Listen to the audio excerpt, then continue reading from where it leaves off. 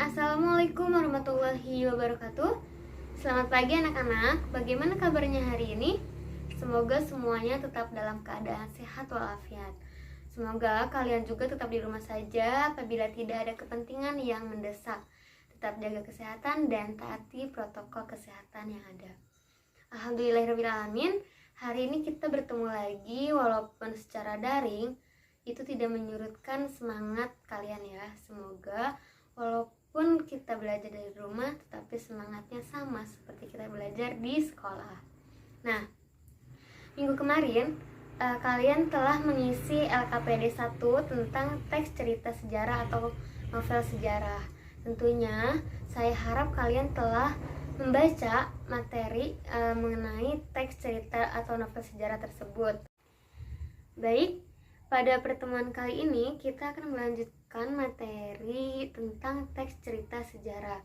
Yakni hari ini kita akan membahas mengenai kaidah kebahasaan dan makna kiasan dalam teks cerita sejarah atau novel sejarah.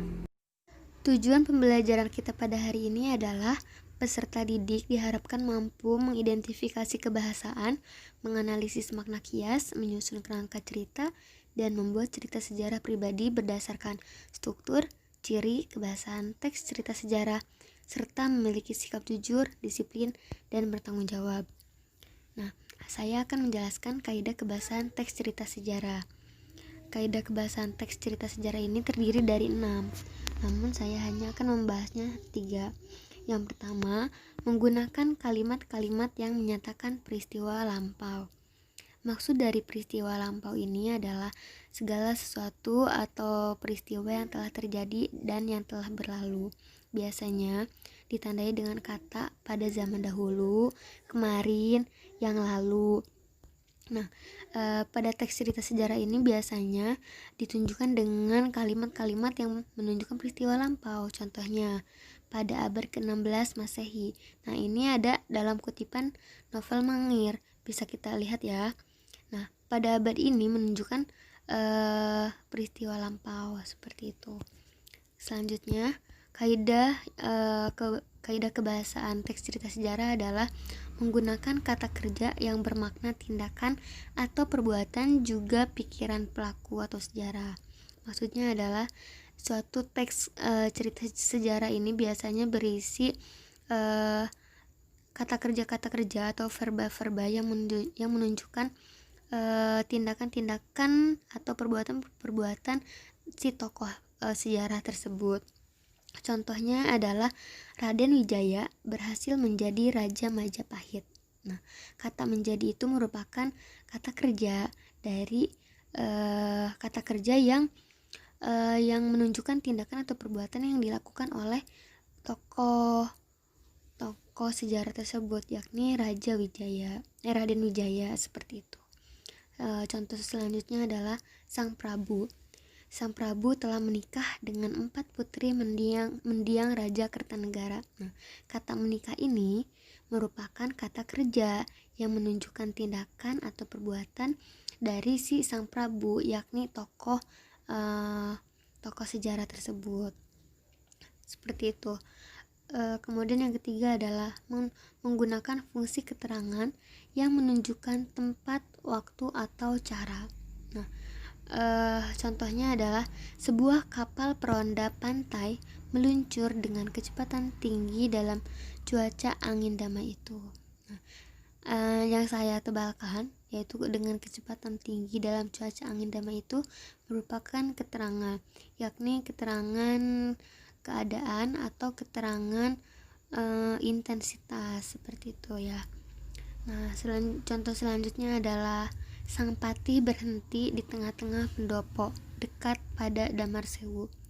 Nah, di tengah-tengah pendopo dekat pada Damar Sewu ini merupakan keterangan, yakni keterangan tempat seperti itu. Nah, keterangan di sini juga tidak hanya keterangan tempat dan keterangan keadaan saja ya, tetapi bisa juga keterangan cara, keterangan waktu. Misal, kalau keterangan waktu itu misalnya pada sore hari Dimas berangkat ke sekolah. Nah, pada sore hari itu menunjukkan keterangan waktu seperti itu ya. Nah, itu saja yang dapat saya sampaikan. Untuk kaidah selanjutnya akan disampaikan oleh Ibu Cindy. Terima kasih. Sekian dari saya. Wassalamualaikum warahmatullahi wabarakatuh. Baik, di sini saya akan menjelaskan mengenai lanjutan dari ciri kebahasaan yang ada di dalam teks cerita sejarah. Karena bagian sebelumnya sudah dibawakan oleh rekan saya, maka saya akan bawakan 3 bagian terakhir saja. Harap disimak baik-baik video berikut ini. Baik, sekarang kita langsung ke ciri kebahasaan selanjutnya, yaitu konjungsi temporal, atau jika ingin dijabarkan, yakni konjungsi yang menyatakan urutan peristiwa. Contohnya diantaranya adalah sejak saat itu, setelah itu, mula-mula, kemudian, dan lain-lain.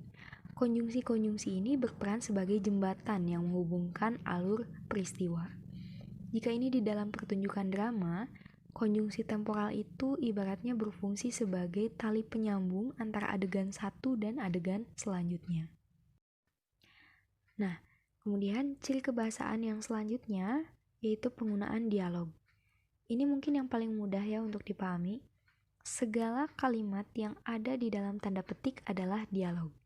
Jadi, apabila suatu teks sejarah yang teman-teman baca memiliki penggambaran dialog di dalamnya, memiliki percakapan di dalamnya, maka dapat dipastikan teks tersebut masuk ke dalam jenis teks cerita sejarah atau teks sejarah yang dibawakan secara naratif.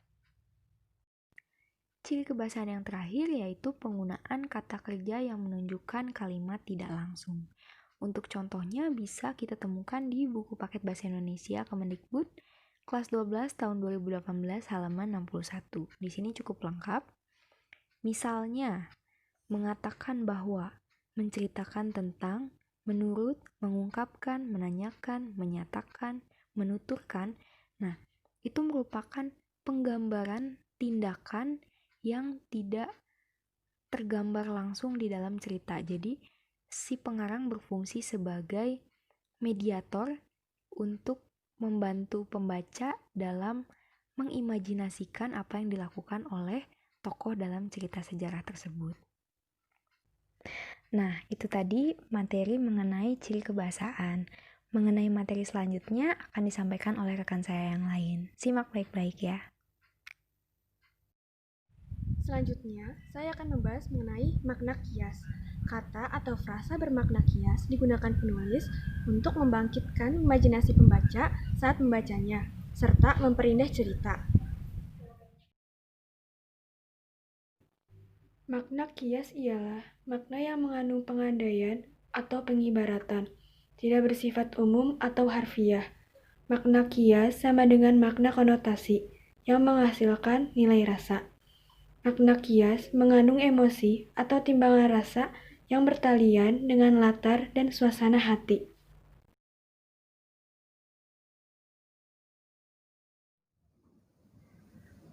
Contoh kalimat yang memiliki makna kias yang pertama, para penjual bawang yang terpaksa banting harga agar dagangannya laku. Frasa banting harga memiliki makna menurunkan harga. Kalimatnya, para penjual bawang yang terpaksa menurunkan harga agar dagangannya laku. Contoh selanjutnya, mereka tidak menyadari bahwa Mita ialah orang yang lurus hati. Frasa lurus hati bermakna jujur. Kalimatnya, mereka tidak menyadari bahwa Mita ialah orang yang jujur. Contoh selanjutnya, setidaknya kini peluru tidak akan lagi menghujani diriku. Kata menghujani bermakna terkena. Kalimatnya, setidaknya kini peluru tidak akan lagi terkena diriku. Contoh selanjutnya, ratusan korban jiwa berguguran untuk menumpas beberapa orang Londo. Kata berguguran bermakna tewas, meninggal dunia, atau terbunuh. Kalimatnya, ratusan korban jiwa meninggal dunia untuk menumpas beberapa orang Londo. Contoh selanjutnya, di sebelahnya Gajah Mada membeku. Kata membeku memiliki makna diam saja. Kalimatnya, di sebelahnya Gajah Mada diam saja.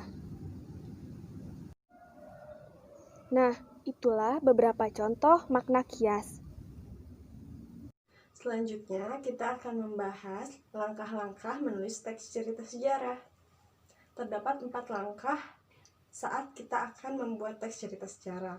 Yang pertama ialah kita harus menentukan peristiwa apa yang akan kita tulis. Kemudian, yang kedua adalah membuat kerangka teks cerita sejarah. Kerangka teks cerita sejarah ialah terdiri dari satuan peristiwa yang terjadi dalam cerita sejarah tersebut. Misalnya, saya akan membahas terkait situs Sanghyang yang berada di Kabupaten Tasikmalaya. Maka satuan peristiwanya ialah yang pertama, terdapat anak buncir. Kemudian yang kedua adalah diadakannya pesta pernikahan di kampung tersebut. Kemudian yang ketiga adalah terjadinya banjir, dan seterusnya. Langkah yang ketiga adalah membuat sinopsis dari setiap bab atau dari setiap satuan peristiwa yang kita buat. Tujuan dari pembuatan sinopsis ini adalah agar saat kita harus melakukan kegiatan yang lain selain menulis, kita dapat meneruskan tulisan kita tanpa melupakan apa yang sudah kita tulis. Kemudian, langkah terakhir adalah kita harus mengembangkan setiap rangkaian peristiwa, sinopsis yang sudah kita buat, menjadi sebuah cerita sejarah yang utuh. Sehingga dari cerita pertama sampai cerita terakhir membentuk satu kesatuan cerita yang utuh. Sekian yang dapat kami sampaikan, semoga kalian mampu memahami semuanya ya. Apabila kurang paham, kalian bisa menghubungi salah satu di antara kami sesuai dengan kelas. Nah, jangan lupa kerjakan LKPD sesuai dengan batas waktu yang sudah ditentukan. Apabila kalian terlambat mengumpulkan, beritahu guru masing-masing alasannya mengapa. Nah, jangan lupa jaga kesehatan, patuhi setiap protokol kesehatan, baik kalian dalam rumah ataupun di luar rumah. Wassalamualaikum warahmatullahi wabarakatuh.